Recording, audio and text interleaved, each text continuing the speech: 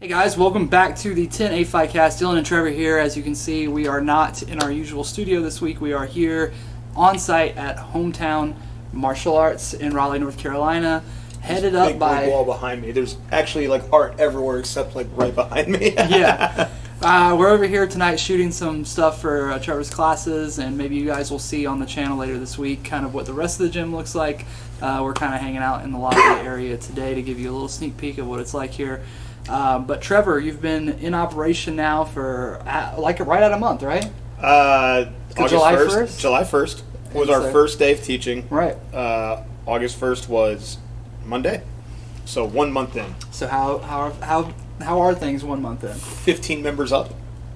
So that's good. Mm-hmm. It's more than good. It's great. And for those of you who don't know, Trevor did have a spot previously where he did have members. So all of his members came over with him, and he means that since he's started over here at the new location. Up 15 new members in the first month. And yeah, it's still like crazy because it's just been like, this has been like the longest 2 months, but it's been awesome because like, as I tell people, we first saw this space June 1st, had keys to it 2 weeks later. 2 weeks later, had our first class. And I don't know, we set like some kind of record. Yeah, that's what you said on the last show. You thought you set a record for like starting a business and having it go straight into like operation. Yeah, but like we had to pull that trigger quick because, you know, like when you open a business by the skin of your teeth, like we don't have backers. We weren't like taking any big loans out from the bank. We like just got real a new credit card. Like really like by what we had, and then the other half we had is just the skin of our teeth. And yeah, so we just didn't have time to dilly-dally. And congratulations to you, and Talia, shout-outs to Talia as well. She is I'm the sweat equity, and she's the one that keeps all the numbers in place. As in, like, she handles talking to the revenue service and all those people, because I hate that shit, man. Yeah. Like, she helped set up all the software and everything. So she's been an amazing help with all this. And look good and teach class. She had no idea that like most businesses don't open this way. She thought every business opens this way, and I was like, no, like some places they will sign a lease at a place and not even have a business like for months. A business set in place, and they build their business around that space. And I was like, no, we had a business that we were that we were starting to build out at the last place, and just got our ducks in a row to pick up and drop into here. Yeah. And then several buckets of paint and fucking swears and busted thumbnails later, here we are. And there's been some mixed martial arts and some kickboxing in your life since then. I know that you just came back from hanging out at Orlando Worlds. You got to see some good fights and maybe some amateurs. You said one of the fights was a guy with like 90 boxing fights? Well, yeah, my buddy Sabat. Golly, I have a piece of rice or something stuck in my throat. Oh no. My buddy Sebastian, who has roughly 30-something fights in kickboxing and Muay Thai, couple boxing matches. Like when we looked up, we thought it was a misprint, but then it turns out no, the guy has a record of 90-20 in boxing, and wanted to do a Muay Thai tournament before going pro, and it was probably one of the best Muay Thai fights I've seen. Wow! Just the judging is some of the worst that I've ever seen. Yeah, but the fight itself was one of the best fights I've seen. So I was very impressed. Like the other kid, knew how to throw some kicks to keep range and stuff like that. Like Sebastian was getting with knees and elbows the whole time. The other guy got a couple good sweeps, which surprised me, and I just went, "Wow, good for him." But yeah, very impressed with Sebastian in that fight because he's normally orthodox. And I said, "Well, if you're gonna fight this guy, fight him southpaw." And he just went, "Okay." So Sebastian fought like the entire fight southpaw, and it was just perfect. But when you have kickboxing judges judging a Muay Thai fight, that was one of the big stinks of like the weekend. Like Joel, friend of the show, Joel Suggs. Joel Suggs, man, I fucking love Joel. And like I was watching that fight with Walker Vivian, and Walker Vivian like stood up and screamed and like stormed off at the officials, and like Walker's not Joel's teammate. He's just someone that hates seeing bad judging as well. So that was rough, man. So, and in our hearts, Joel Suggs still a winner, world champion, maybe even. In our absolutely. Minds, so, I believe that he is. You know, but there was a UFC card. I know you missed it this past weekend. What about the week before? Did you see London at all? I did. Okay, London was awesome. It was great. Yeah. It was an awesome night of fights. Molly outboxed Hannah like you predicted. Almost got spinning an elbow. almost fucking flatlined her Yeah. with the spinning elbow, and then followed up with the punches to get the win. Let's see what else happened.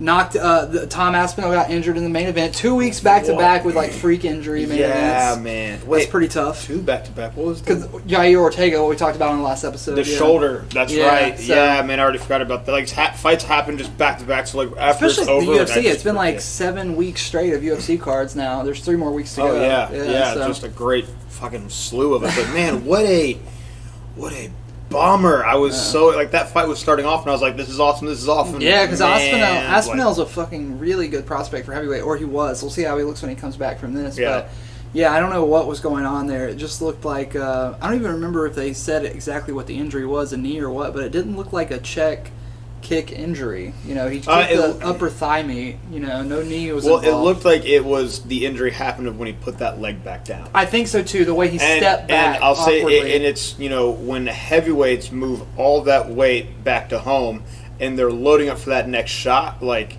Felder said the same thing. Your joints ain't gonna hold up like it's. I'm trying to think of an analogy of it, but dude, it's just like, man, your body can only create so much torque, and even if you're a heavyweight, you're built for impact, but like your joints can still only take so much. Yeah, the knees over toe guy on Instagram, he said that injury doesn't come from acceleration; it comes from rapid deacceleration. Yeah, and sometimes your body can't handle coming down from a high burst. I've seen more people get injured from their kick coming back to the ground than actually hitting that person. That's probably what happened there too. Yeah.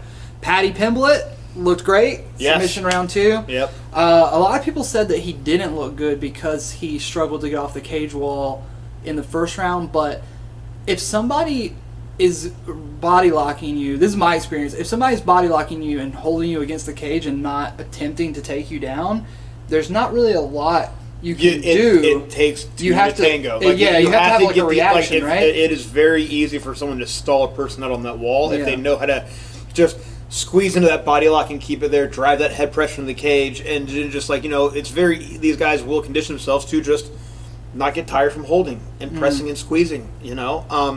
It's like you don't get tired by putting some It's very hard to get tired by holding someone down. Like if you're mounting them, for example, and like cage control, if you know how to base and posture, put your head in, lock the body, control the hips, like it's kind of a cruise spot for you, and you need that person to start making mistakes so you can find your way out.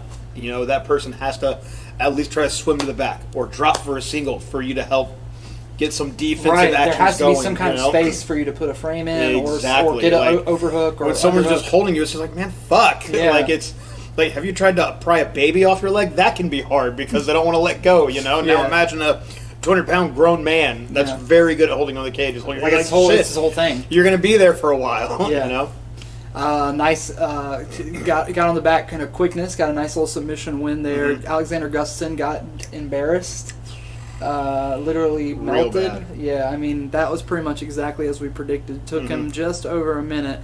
Ozdemir versus Craig was a little bit more interesting than I thought it was going to be. Ozdemir It really was. Ozdemir just played a very patient game and looked like his old self again. Really, he did. He really did. I was impressed with how Ozdemir looked in that. He looked very fast. He was catching Craig, and he was the right thing, but going like, "Nah, I'm good." Yeah. And that's like, now that Craig is in that upper echelon, he is going to run into that problem of guys that are just like very well researched, and if they're winning the fight, they're not going to just entertain the jiu-jitsu. He's got to find a way to get up in these fights to make people engage. And he had a really couple slick times that he would pull guard and then sit up to latch onto that leg, and you'd see him try to he wanted to stand up into a single, which is a very common thing that you see at high-level jiu-jitsu of guys plopping to their butt, still holding the leg, and they'll stand up into the single. I think Damian Maia was very famous for that, in jiu-jitsu. Yeah, like classic wrestle-up jiu-jitsu. But that was the main card. I didn't really see anything too crazy. We forgot to talk about Curtis versus Hermanson. Yeah, for a short notice, Curtis looked good, and he was showing frustration, but Jack Hermanson was like, I'm not going to lose to somebody who's like, I know y'all want to see a crazier fight, but I think Jack did an amazing job for shutting down a good southpaw fighter. I agree. I thought it was very good, controlled, and technical, and that was very impressive to see someone known for their wrestling and grappling come in with some super measured some striking. very technical. Yeah. He looked very measured. Like you've seen, sometimes he panics into like some of his like wrestling entries and stuff like that. I think that's how he got caught by. He just fought Adesanya for the title. He was Adesanya's last opponent. Cannonier. Yeah. I'm sorry. Yeah. Like Jack Hermanson just came in a little bit too eager past his own striking into a short shot by Cannonier. Trying to enforce the issue on the ground. Exactly. And this one he was like, no, I'm good. And he stayed behind good measured jabs. He used his left leg to corral outside of Cannonier's Curtis's. orthodox, right? Or is he southpaw switches. too? Okay. Yeah. So I was thinking like Curtis He's a big switch hitter. He's Curtis a good stays more. follow-up fight because they have similar builds, similar strengths, not Curtis necessarily stays similar more styles. Yeah, but Curtis is more of a polished boxer. Really tries to fight out of southpaw. Yeah. And Jack Hermanson did the right thing of just doubling up that low kick to stay outside. Curtis had that good body shot the whole night, but you need more than that. And I thought Jack did a good job of he also found really good elbows. Like his elbows he was firing off really impressed me. Like he's really cleaned up his clinch fighting. You can see he used to only just go to, like when I talk about that rushing in, he would rush in for body locks and want to get takedowns, where now he's engaging into frame fights and hand fights to elbows, then work into the body. It was really cool to see him just work that off. That pop, And the then elbow in is so money. This past weekend there was UFC 277. You were at Worlds. Did you see any highlights of anything? I saw the highlights of, and there's actually a couple of things, like the highlights of the women's fight where it looked like Pena got dropped 5 times? Or is it that many I would times, say it's 3 or 4 minimum. Yeah. But it wasn't just the fact that she got. We'll start with the main event and work our way down. Then it wasn't just the fact that Nunes was able to drop her. It was the way in which she was getting dropped. She wasn't getting dropped like you get clipped and you kind of sit to your butt and then you kind of quickly stand back up, or maybe you get rocked and you fall. She was getting knocked off. She was getting blasted backwards like fucking Dragon Ball Z. It's wild because they were shots that they were all stepping back check hooks. So she's literally, it looked like a kid running from a Volkswagen Beetle and getting bounced off. That's what it looked like she was running into. I've seen that happen in one of Amanda's previous fights. I can't remember if it was when she won the title from Miesha Tate the first time, or if it was shortly after that in one of her first defenses, but there was one time where she punched a girl and the girl flew back 3 or 4 feet into the cage wall. That happened 3 times, and it was insane to see Juliana get back up from that. I think one of them might have hit her in the throat, but everything else was clean on the front of the head or clean to the side of the head. Yeah. So to be able to get up from those kind of things, I do think she's the kind of person that doesn't really get rocked easily or knocked out easily, because even when she got blasted back, she was fully conscious. You could tell she wasn't hurt. It was just the sheer force of these punches. And, I thought it was 5 rounds, nothing. There was at one point, there was a submission that a lot of people online were acting like was very close, but it's one of those submissions where you look at it and it's like an arm bar, but there's a lot of space, and Juliana's grabbing the glove and the arm's all the way down here instead of up here. It looked tight because of the moment. Yeah, exactly. Yeah. It looked, and that's the problem people with talk these about fights. Nate Diaz's slap over Leon Edwards. They're talking about that the same way, because that was the most significant thing that person did this whole fight. But when you see that armbar attempt and how Amanda handled it, she had no real danger. Right, yeah, there was no urgency from Amanda to deal with any of that. But I saw more urgency in Amanda to deal with the submissions when it was a triangle. Because there was a couple times Juliana tried to build up to a triangle or an armbar from guard. Amanda had a lot of urgency to get both of her arms in or out. So she was working a lot of triangle defense, but she was kind of feeding her the armbar, getting Juliana to snap on it, and then she would use it to pass. I've done that before a lot too. If you're grabbing the inside of somebody's thigh and you know that your arm is so far out that you can just extend it and make them think that they've got a bite, You kind of kick them. It's go for it, and then you're just sitting your elbow back to yourself, and you're crunching your core over back on top, and then you're just sitting over and going, sorry. That's pretty much exactly what Amanda was doing. And I felt like Amanda was closer to subbing her in the same round that armbar happened than Juliana was. Right. So I think it was, pretty dominantly one-sided fight. They'll probably do it again just because people seem to like the fight, even though it was it's one of those fights where even though it was one-sided, the stock of both women. The other fighter was from it seemed like Pena was in that fight the whole time still. Exactly. Even though she was right. so like Smiling Sam Alvey is 0-7-1 in his last 8 fights, but that motherfucker is in every round of a fight. Speaking of which, he's fighting for a record this weekend.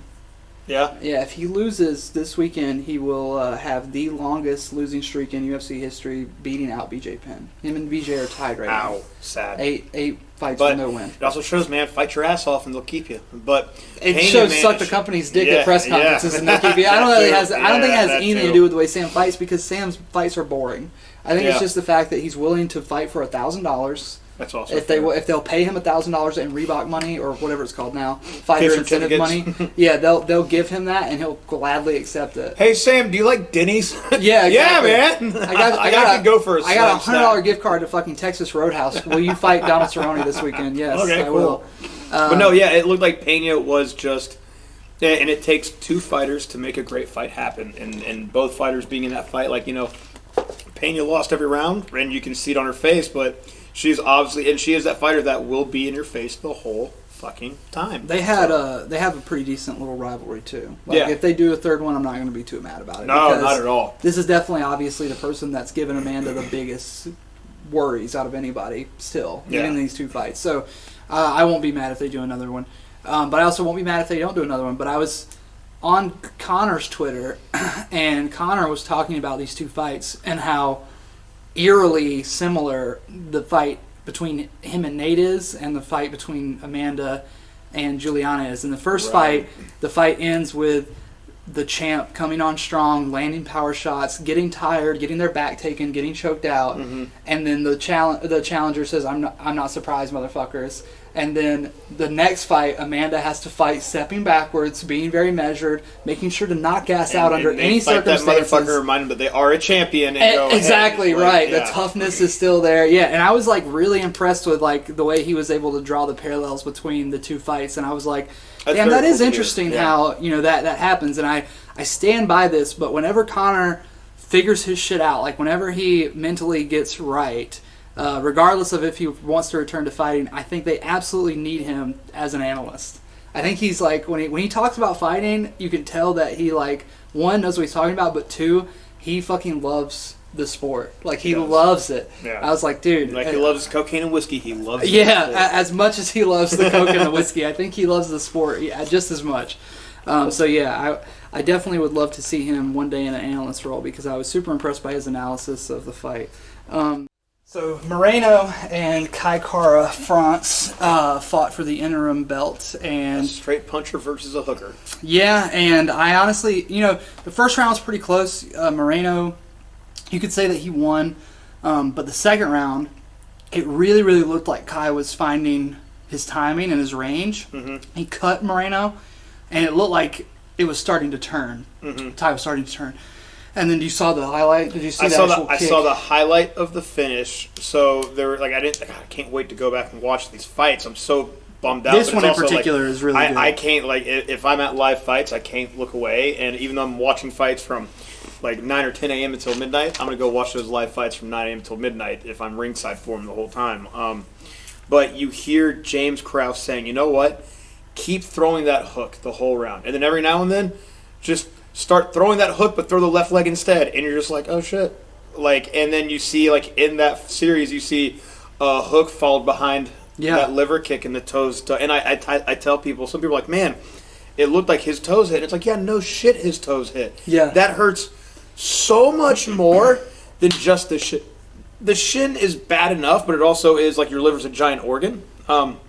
So that shin will, still hit the entire liver. And yes, it sucks, and plenty of people stop. But, Giga Chikadze is a great guy. I'm probably butchering his last name. I don't know. But Giga. That was really good. Was it? Yeah. I think it is Chikadze. Most people do say Chikadze, but it's Chikadze. Chikadze, yeah. You got to pronounce that Oz, man. But no, that... Chikadze. I think it might be Chikadze. It might be Chikadze. Yeah, I think that's right. I don't know. I think Chikadze. Giga Chikadze. Yeah, that's it. That sounds right. That sounds European as fuck. That sounds really fucking Euro. Yeah, so we'll stick with that one. I like that one better. Anyway, Giga. He always gets his toes in on that body kick. And when those he's toes kind of famous hit, for making it work. Yeah, you feel like your liver's been cut in half. You feel those toes out. You feel those knuckles. toes inside your guts. Bones. It is the fucking worst. Yeah, I think it's so interesting, the mechanics of a kick. You know, like when you aim it up top, you want to make sure you hit with the shin as close as the knee as you can really get. And then when you go for leg kicks and body kicks, the foot can be better because of the way, one, the foot can angle around the outside of the thigh, but also, like you said, those toes can be like little sharp knuckles in a way. And it's risky to time that body kick with the toe, so it's way more common to see it from a front kick. Mm-hmm. Like a front kick to the belly button just off to the side to hit the liver is way more common. Like toes to the sternum is very common. Toes to a body kick can be risky because you can still catch that foot on an elbow, or like it's, man, you ever seen a foot meet a shin and it folds in half? It is gross. I saw it at the night that Kevin had his amateur mixed martial arts debut in that strip club parking lot. A kid broke his foot like that. Yeah. Like it's his risky. First fight too. I don't think he ever. It's risky, but like you have to. But that also shows that he throws that kick a lot. Like he knows that kick inside out. Like if you know that kick inside out, it's like a jab. You'll get those toes on it. Yep. So that I can't wait to go back and rewatch that. Everyone's saying it was a great one.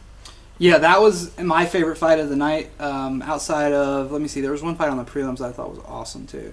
Dober had a freaking awesome KO in the third round, body shot KO, just throwing the fucking hands. Throwing the hands. He's been on a real versus knockout Rafael Alves too, like a legit guy. Yeah. So I would definitely recommend that one. Other than that, Kai France, Brandon Moreno was definitely my favorite fight, and they perfectly built up to the third or the fourth Figgy fight. It's the fourth one now. Yeah, it's draw, then 1-1, right? Yeah. God, what a fucking. And they let Figgy come in the cage, which they never do. And they were super respectful to But it was because, I think it was because of the way Brandon was acting. Brandon was like being super chill, so they let Figgy come into the cage. And also, they're both 125. Yeah. So it's like, if security needs to get between them, they can get between these two guys. Cutman tape can probably take both of them, you know? So, I think that was another reason why they did it. But yeah, I haven't seen them let a champion into the cage against a challenger in many, many years in the UFC. Because it usually it's not good TV. But it was very good TV because of how it went down. Moreno was basically like, holy shit, he was like, it would be easy for me to come on the mic right here and talk a bunch of shit about this guy, but, you know, I want to set an example for my daughter and put it all aside and say, I respect you as the champion, let's fight. You know, and I was like, man, a lot of people would probably be like, oh, dang, that's kind of anticlimactic. But I was like, I'd rather see that than them just barking at each other indistinguishably in Brazilian and Portuguese. I love that more than like this shit talk generation, man. I really do. Yeah. Just like, hey, it's refreshing to see that in this day and age because, you know, you had GSP, like the consummate martial artists, kind of like Ryu from Street Fighter and the way he approached everything. Yeah. And then obviously the generation after that was the shit talking. Now they're showing like, hey, these people are, you know, do follow the words they say. Right.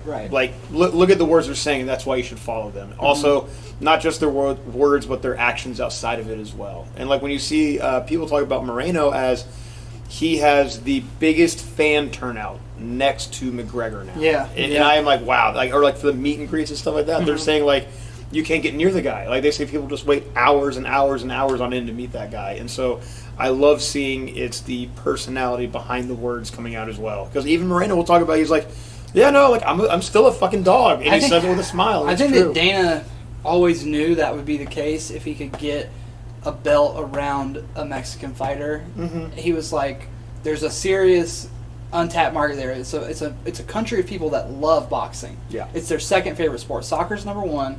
And then they love boxing. Yeah. Why wouldn't they love UFC? There's just not a guy for them to get behind yet. And sure enough, every time one of those Yair Rodriguez's came along, he like tried to get him in there. And Moreno's the unlikely one, you know, because he was in the UFC, got cut, came back. I mean, he's a real fucking Mexican underdog. But he fights like a true Mexican fighter. That's what makes him being a Mexican champion so great is like the path it took to get there. Exactly.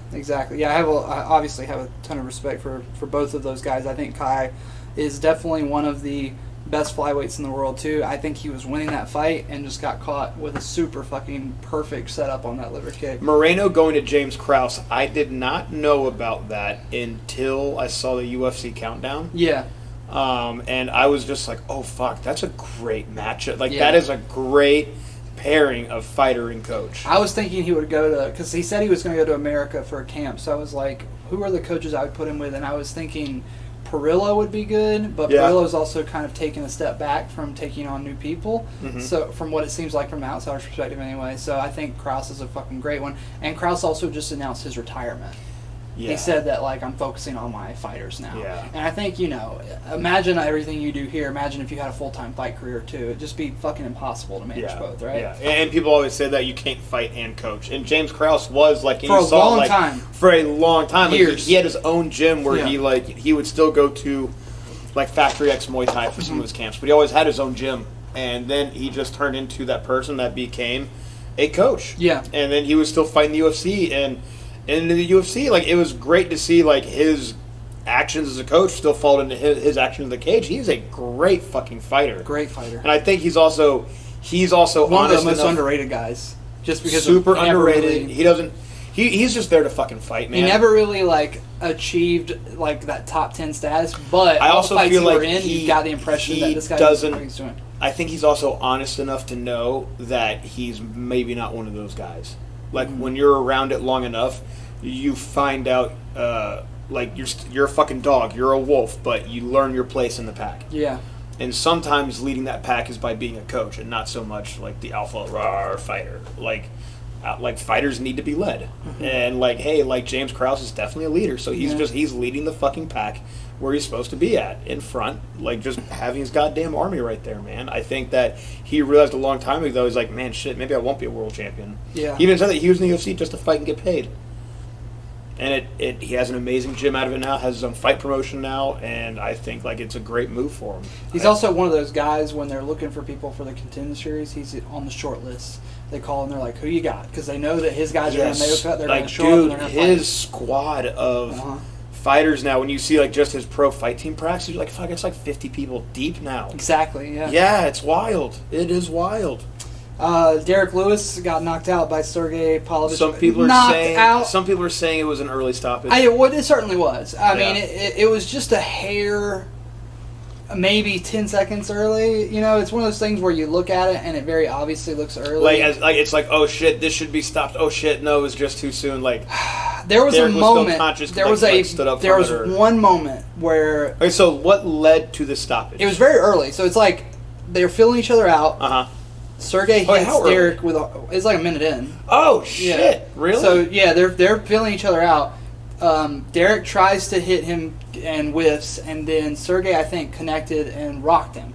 So Derek started backpedaling, and Sergey's chasing at full speed, and he blitzes him and hits him with like 2 more or 3 more, and Derek goes to his knees, and there's a moment where Derek goes to his knees with his arms just completely out, and I think he was trying to like invite grappling. Like, I think he was trying to like avoid more striking damage by trying to get Sergey to climb on his back and then do his Derek Lewis thing. Yeah. But Big Tan Dan took that as like Derek's unconscious and stopped the fight. But even before he stepped in to stop it, Derek was building base and like kind of basically getting back up because he realized it didn't work because the guy was still coming at him with strikes. So yeah, when you watch it, it looks pretty fucking early. But I think if it would have been allowed to continue, Sergey was just going to get into crab ride and range at shots. Heavyweights, it ends super quick. And you know, Dan's has been reffing for so long. Like, hey, I say this all the time. If you're a fighter and your shit has been fucking rocked and the ref calls it, don't you get mad at that ref. You're the guy that got fucking rocked in the first place. Yep. Like, the refs are there to protect you from yourself. Like the Ion Cutelaba. I don't know. I can Brazil Hulk. Brazil Hulk. I keep thinking that he's actually from like Russia or something like that. He looks kind of like European-esque. Yeah, he Like, does. yeah. I mean, he's got that Paulo Costa thing where you're like, are you sure you're Brazilian or are you some kind of Brazilian, like Spanish European model. experiment? Yeah. But no, it was like that. Like when he would like was he rocked? Was he not? I don't know. Well, tough shit. Right. Like, yeah. You like, left it up. He was like, I was looking area. rocked, so like the guy would come in and try to finish me, but I finished him. Like, okay, that's a bad fucking idea. I think a lot of people, including fighters, not just fans, but they hear that speech from the referee before the main event, and they're like, protect yourself at all times, follow my instructions at all times, and they think that's the fucking rules. But the rules are, if the ref feels that you are not intelligently defending yourself, despite whatever level of consciousness you're at, they can stop the fight. Yeah. And there's not really a lot of intelligence in that kind of defense. I get so mad when I see like amateurs freaking the fuck out, and it's like, hey, by the way, dude, you literally just paid money to be here. Like, this guy is saving you from a potential, like, thousands of dollars of medical bills that I know for a fact you can't fucking afford, Mr. Amateur. Like, people like, hey, look, man, if you're in a bad spot and the ref stops it, then, like, somebody got salty over a Toro Cup match this weekend that I commentated. Shit. And I was like, bro, not only did you just pay to be here, you paid to be here for a charity event. Yeah. And, you know, your whole family paid to be here, too. And it's just like, you're making a fool. What was the out of call? yourself. It wasn't a call. It was, I don't want to say too much because it was one of the only matches that went to points, but I'll just say this. The match went to points, and it was very close, and the person who won by very few points, so it was a close match, and grueling for both people But still involved. a very fair, even call by what the ruling is put out for what it's supposed to be, because we and do the know, person like, was upset. we know the people that ref those, and they're great fucking refs for This those. one was, in particular, was ref by Bagels, who is the best ref. In my opinion, on the East Coast for Jiu-Jitsu, maybe one of the best refs in the world, as far as, like, things that It's definitely one of the best even like competitors when in the I'm fucking sitting world right when now, I that's for sit sure. with Bittner and we're on the mic on those, I'll be like, I wonder why Bagels did this, like, as a ref, or didn't award points here, and Bittner will be like, well, maybe blank, and then he'll be like, but I don't know, maybe Bagels saw something we didn't see, and then we'll ask Bagels about it later, and he sees everything, and he's also so intimately familiar with, like, the rule set they use for Toro Cup because it's mostly his design. But I'm sure he could step onto IBJJF mat and have the same kind of approach and knowledge. But anyway, this person was upset because there was no coaching rule, like a corner rule, like, you know, like a 3 or 4 person corner max. So this person that he was competing against had like 5-6 coaches, 3 or 4 black belts, and then a couple upper belts that were all coaching him at the same time. But that's how you know that person's never been to Toro Cup before, because at Toro Cups, like, people have like 9, 10, 12 person corners sometimes, especially if they're Brazilian. Yeah. So it's like, you know, anyway. Like, you'll see, like, the entire room move, like, over to a person's corner. You have, like, 30 people screaming. Yeah, like, especially the last, like, 3 or 4 Toro Cups, because the ZR team, now that they're here, they bring out like 30 or 40% of the attendance. Fucking wrecking shit, too, man. Yeah. Both G13 and ZR are just splashing wrecking shit onto right the now. scene. Yeah. Ankalaev, the guy who looks like Abraham Lincoln, Vampire Hunter, beat Anthony Smith. I saw it by stoppage. Yeah, I mean, Anthony was doing very well, but he broke his ankle on a kick, I think, or stepping back from a kick. Shit. Or maybe he was like trying to stop a takedown on the wall. But yeah, Ankalaev stopped him before the injury was even known about. I just think that, like, he wasn't going to get back up from that position because of his foot. So I think he just kind of like when your fucking foot's broken and you know it's like really fucked up, you can't really do anything but lay there anyway. And Anthony Smith is the guy who has pulled his own tooth out of his mouth mid-fight, handed it to the ref while getting hit, and going, "Hey man, you're doing great up there." Yeah, You know, Anthony Smith, he's going to be like, "Man, shit, it is what it is." Did he seem salty, or is he just like, shit is what it is? Yeah, he's like, it is what it is. I mean, he did prove his point, which was that Ankalaev, in my opinion, he proved his point. Ankalaev, before that, had never been in a fight. He'd only been in mixed martial arts competitions. And Anthony did hit him enough to make it a fight. I feel like he had more success hitting Ankalaev and, like, making him go to his A game faster than anybody else has in the UFC so far. Interesting, nice. So, Ankalaev is definitely a legit prospect, especially in the barren wasteland of 205. 9-fight win streak? Yeah. They got to put him against Raychick or someone next because, obviously he just beat Anthony Smith to top 5. So speaking of light heavyweights, RoboCop is now in ONE FC. Yeah. Did he still fought in the UFC though, right? Or is he just signed but never fought? Then he went to ONE. I think he did not fight in the UFC. Right, but like I remember he got signed to the UFC. Then I can't remember him because he did. Yeah. He did fight in the UFC. He had 2 fights in the UFC. Right. Because they wanted him and Yuri to fight, right? Because RoboCop is the last guy to beat Yuri. He's scheduled to fight for the UFC again September 17th. So who's fighting for ONE? Well, then who's the guy? Maybe there's another guy with a RoboCop nickname. Roberto Sojcic. He's Yeah. a pro MMA fighter out of Dusseldorf, Germany. Wait, so who's RoboCop? KSW is his promotion. Who's the one in the UFC I'm thinking of? Gregory Rodriguez, the Brazilian. No, but there's another RoboCop. The light heavyweight. That is also the European He guy. competes at the middleweight division, so this is definitely not the same guy. Yeah, that Brazilian RoboCop guy looks like he should be a light heavyweight. Man, I'm getting Raychick, right? Alexander Raychick. Is RoboCop. No. No? I think he has a different nickname. Really? Okay. Man, there's too many fucking people and nicknames. Yeah, nicknames are tough. But yeah, there's a Brazilian RoboCop, and then there's a German RoboCop that is with KSW. There's a European RoboCop, an Italian RoboCop. It was a very popular film, okay? It set the precedent for what the future is gonna be. Raychick doesn't have a nickname listed here. Okay, so. I thought Raychick's nickname was RoboCop, and that's what threw me off. I was like, what the fuck? I wanted to see him and Yuri fight. Yeah, I do want to see that fight also. But yeah, I think that light heavyweight's one of those divisions right now where anything could happen. I think Glover could easily win the title back from Yuri, especially if the fight plays out anything like the last fight. But yeah, maybe Yuri will have like championship confidence and just fucking destroy Glover and then move on to Raychick or maybe this Ankalaev guy. Yeah. Other than that, not a lot going on the past couple weeks as far as MMA around the local scene goes. Funny how that works when you're a state without a fucking commission. But Damon Blackshear just got signed to the UFC, skipping the Contender Series straight to the show, just like he should, what he deserves, really. It's just that they rarely ever do that anymore. Well, he won the CFFC title, right? And he was on. And he's in Bellator. He had 2 fights in Bellator. I think he lost one, won one. Yeah. He lost to Sabatello. Oh, that's right. Yeah, Danny Sabatello beat him. Yeah. But no, yeah, I mean, hey, fuck it. Who's he fighting? Sabatello's about to fight for the world title, so I mean, losing to him's not really a... It's not like, hey, fighting for the Bellator world title is like fighting the 15th guy in the UFC. So if Damon can go and have a good fight with Sabatello, he's not far off of the top 15 you're on your way, in the bantamweight division. Well, yeah. Yeah. So he's fighting in August. I think they got him on kind of like a 1-month notice fight for that. This weekend we've got Santos versus Jamal Hill, which I think it will be a good fight. I think Jamal Hill wins that fight. Yeah. I think this fight, man, my brain always goes to like the what if for both guys. And it's like just, oh no! Like what Santos shows up. Because Jamal Hill is just looking like that.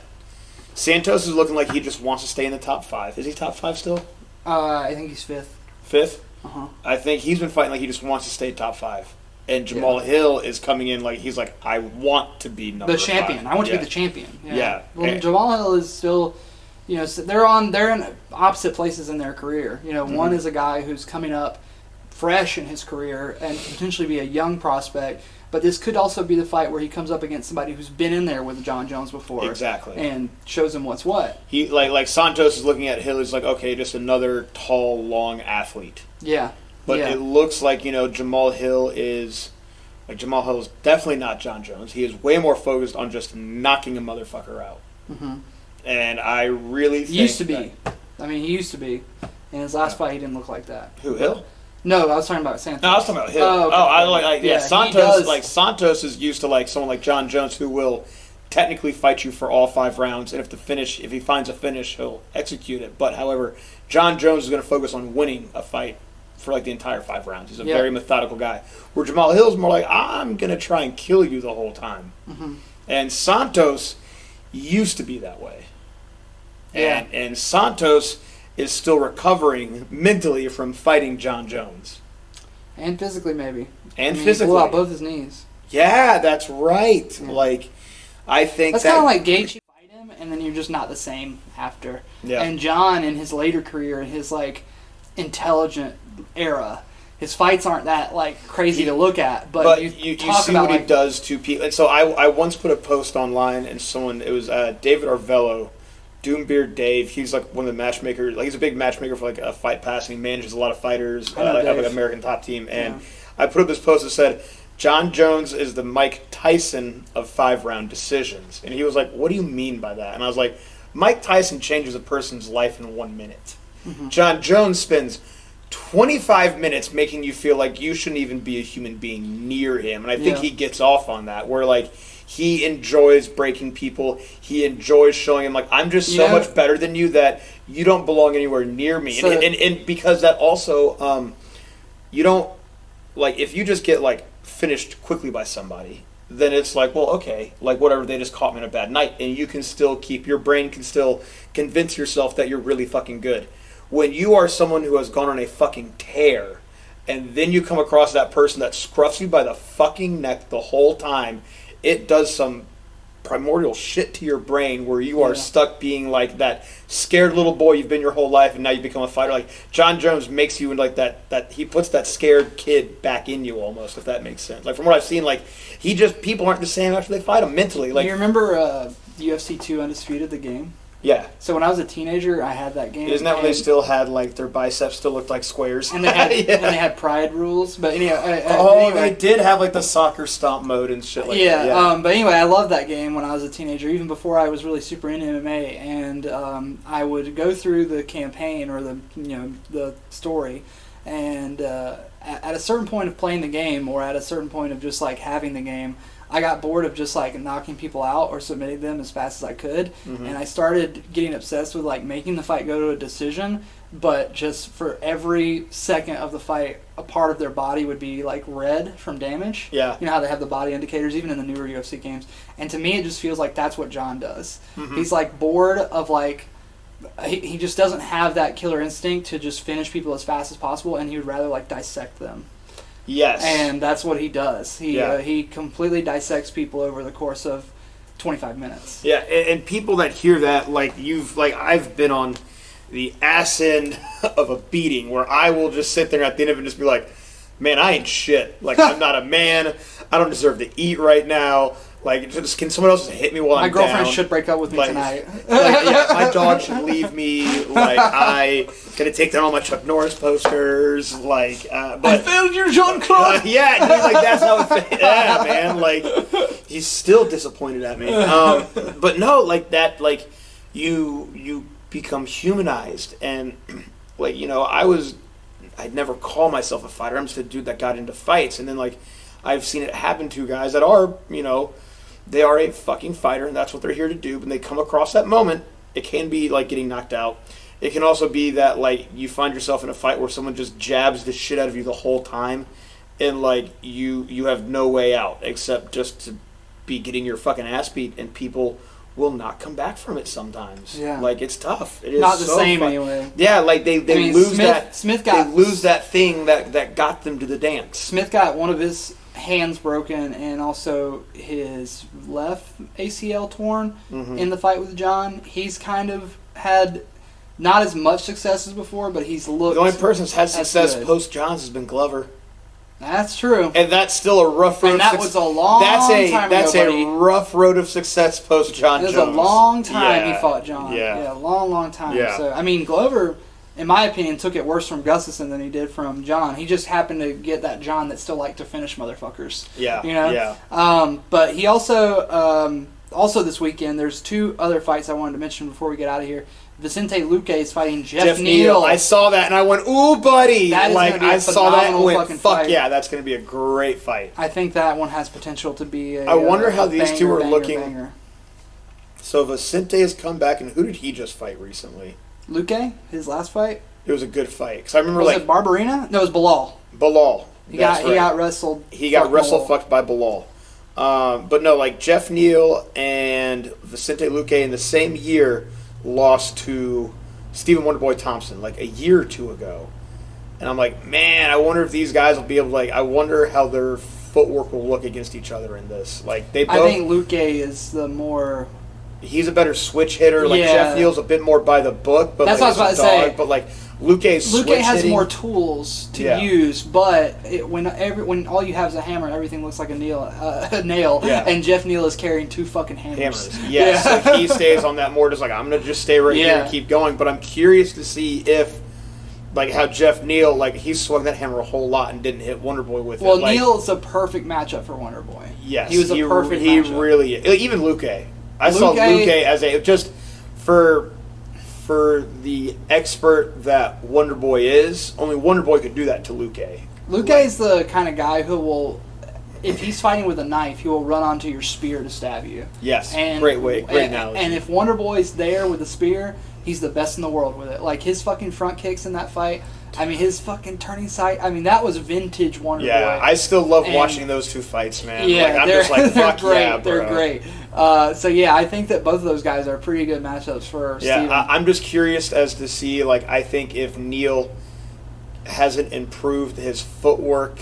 I think that both of those fights were really entertaining, and I'm very excited to see what they look like against each other because Mm-hmm. I think it's one of those fights where you're like, well, both these guys like to come forward and hit other people really hard. But Neil is also so patient that he will wait to see Luque switch hit off lines to catch him mid-strike. Mm-hmm. Like, I feel like, Jeff Neal, if he can really get his timing down, like the cautionary thing of like switching is like always filling that space when you switch through.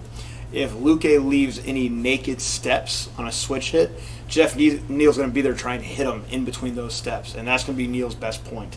I feel like Luque just has to be continuously working this whole time. You cannot let Jeff Neal get comfy.